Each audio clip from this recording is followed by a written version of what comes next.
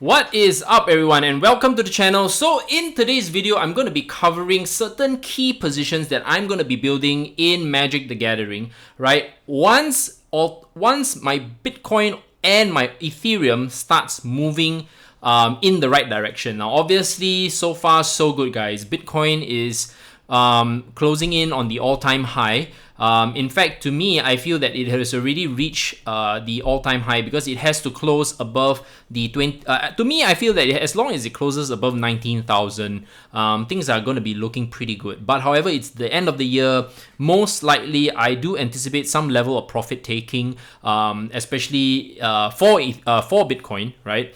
And I think in terms of the price, we are still trying to figure out whether the strong hands are building their positions for a long-term basis. I think most of the time when you're shifting your reserves, especially company reserves, into Bitcoin, especially at the 10K, 11 or 13K mark, now you would have already made a very nice double up, almost close to a quick 50 to 60% profit on that position, and that's huge for bonuses, and at the same time it really calls for certain rebalancing. Now, so the concern is whether or not will the dominance shift back to alternate coins, especially being that it's at the end of the year, right?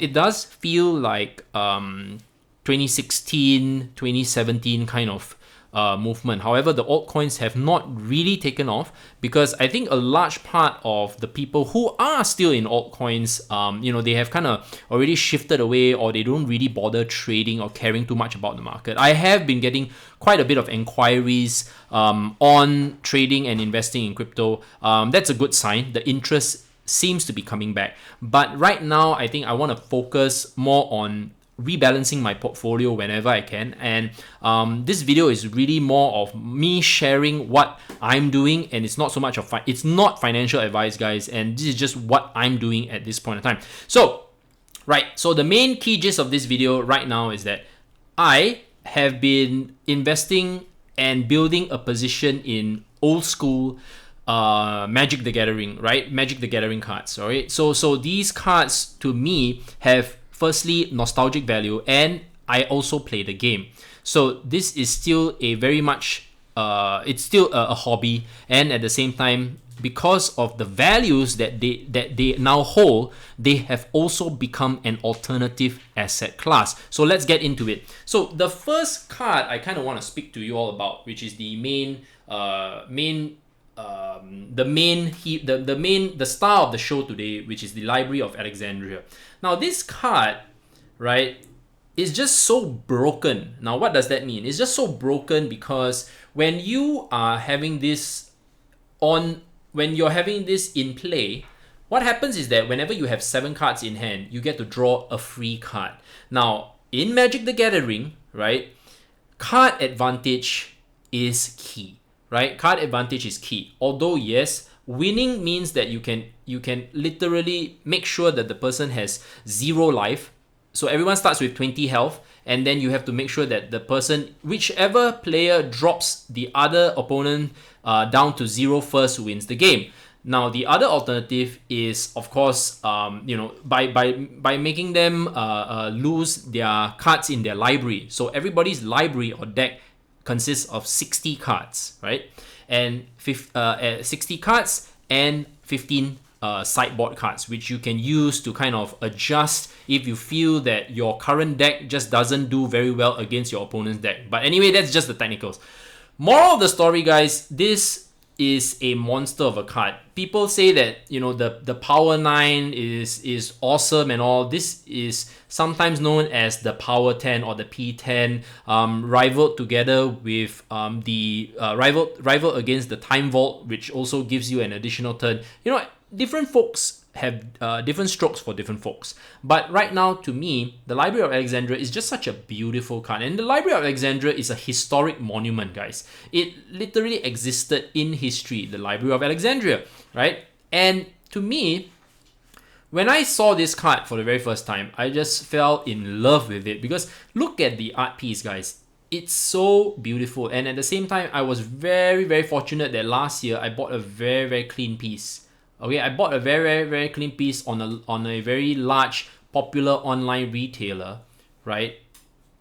Okay, for 860 US dollars. Okay, this was just this year, guys. Just this year, I think in April, I purchased this for $860. Now retails for this exact same condition, I would say anywhere from 1,200 to even 1,300 being on the conservative side. Now, $1,000 would probably get you a very crummy plate one. I've seen very heavy plate or kind of, heavy plate just basically means it looks kind of grimy, guys.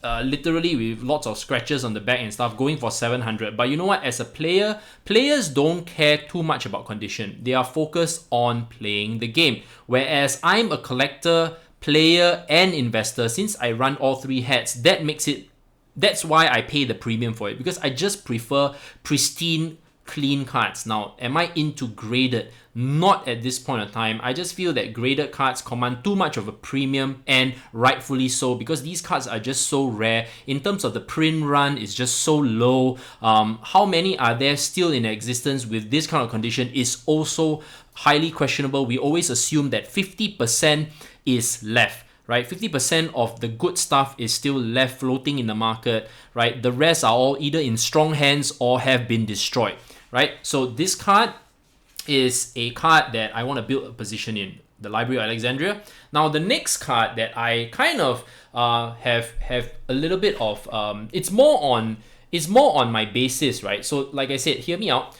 Right now, players, especially who play control decks, right, who run artifact creatures or very little creatures, will want to deal with players who are creature base heavy.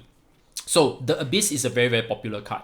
For 1 black mana, all right, and 3 colorless mana, you have basically all players have to bury 1 target non-artifact creature under their control if they have any during their upkeep. So what does that mean? The moment I pass the turn on to someone, right, I pass my turn, that person during their upkeep has to get rid of 1 creature. So meaning to say that it's an automatic removal that cannot be avoided, right? So I am able to have less threats to deal with during the attack phase. Now, obviously, it's starting to get a little bit technical, but guys, this is why the card is relatively popular. And this is a reserve list card. Oh, I forgot to mention that this is also a reserve list card. Okay, so the Library of Alexandria is a reserve list card, and the Abyss is also a reserve list card. So the reserve list, right, I have kind of covered briefly in other videos that they are not allowed to be reprinted in the exact same context and text for any future formats. Whatever you see right now is whatever it is. There are no reprints. Hence, it's like Bitcoin having 21 million, and they're only ever going to be 21 million Bitcoins. You can lose them, they can be lost or whatever, but at the end of the day, stolen or whatever, but they will only ever be 21 million. So same thing, these cards being reserve lists are never going to be reprinted in future formats. So that's what makes them so valuable. So right now, this card, I've been building a little bit of a position. I have only 3 at the moment. I feel that this card could easily go to $1,000 in the next 2 to 3 years. Why is that so? Because even though all these cards, okay, so exception for these 2 first, which I'll come to that later. Now, although these 2 cards are very old school specific, old school drives the value of the reserve list, the vintage cards, okay? Because at the end of the day, the player base within that format, they are already kind of in the prime of their life, in a sense that money is no longer an issue. They've already found financial stability, so they are able to kind of buy the cards even at the current price points. Now, a lot of people who don't understand old school keep saying, this format is just rubbish. You know, why are cards going for $1,000, $2,000, $3,000 to even $15,000 to $20,000 to over $1,000? Why is that so? It's just a game. Well, one thing that this is the sentiment of a player. A player will always feel very pissed off when they cannot afford to buy the card. Nobody likes to buy a proxied card. Meaning what? Okay, so what's a proxy? A proxy is just basically a card that is just to represent that particular card. And usually you can either tell that it's not an authentic card and is usually not legal in a tournament format. At the same time, when you're playing with friends and within the old school community, there's a lot of pride. I think that's something that a lot of people don't understand. It's a very subtle thing. They're not, look, players like me don't care whether you're using a proxy or whatever. Look, it's really your own owners. But when you play against players who have original authentic cards, you really can feel the love for the game, the sense of being there, right? It's a prestige and a privilege to be able to own these cards. Because if you're able to buy them in 2020, it's really setting you apart. It just shows that you're of a different league. It's really the truth, guys. I think a lot of people don't want to admit that because it just feels like we want to be more welcoming, but at the same time, we want to keep and preserve the prestige of the game, the authenticity of the game. I think that's very, very important, and I just wanted to put it out there, being very, very truthful, because I think a lot of old schoolers, especially who own these kind of cards, they don't want to say it because at the end of the day, we want to allow more people to enjoy the feel of the old school cards. And if you're in your 30s to 40s and you played Magic the Gathering back in 1993, 1994 when the game was just launched, you really know what I mean. It's really a nostalgic thing. Look, the kids these days will definitely not care about all this. They will never ever touch this format. They will never ever spend few $1,000s for a card. It's just unheard of. It will never happen. But the ones that do understand and value it will only continue to drive the prices of these cards up. So I just want to put it out there. So the Abyss. Now, the next ones I want to highlight are the dual lands. So these are beta scrub lands, right? And these are just so undervalued because firstly, right, scrub lands are like one of the, okay, so there are 3 bottom tier dual lands in the duel. So what are duels? Okay, so very quickly I kind of want to put this out and I hope that I can kind of let this, okay. So it counts as both plains and swarm and is affected by spells that affect either tap to add either white mana, which is the plains, and the swarm to your mana pool. So it does both, guys. Okay, so this is what a dual land does. It's a very relatively clean card. I got this off the large retailer in Japan as well. At the same time, this just came in the mail not too long ago. Not as clean. It's, I would say, it's still a relatively EX card, right?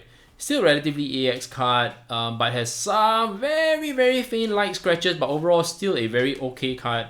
Very nice, very clean. I always like to kind of put it out against the sunlight like that. Yeah, it's okay, you know.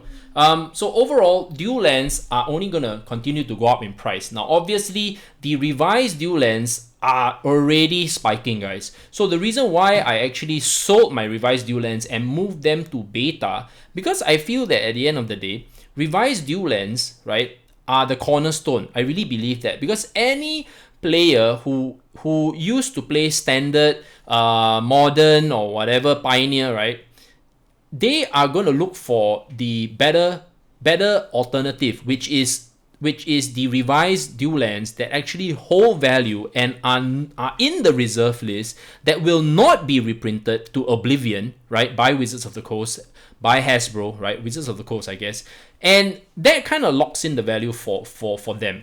When you come to a point in your hobby, which is, for example, you're always buying new cards just to supplement and sustain your deck, that's all good.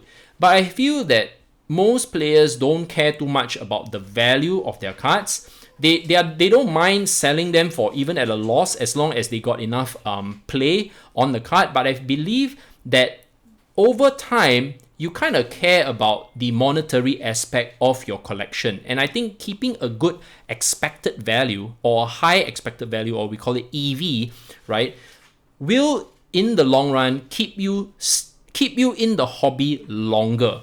As long as you kind of pay attention to this aspect of your collection, or I would say portfolio, especially because I do investing, I say portfolio, you get happy because you know that you're putting your hard-earned money into cards that appreciate over time, because it's just better, right? It's just better to do that. It's more financially savvy to do such a thing, rather than you keep buying the new cards that always spike in price very quickly, but they also dump in price relatively quickly as well. So kind of like, I want to highlight that to you guys, and that is why I kind of like to sink my funds into the old school format, which is the 93, 94 stuff.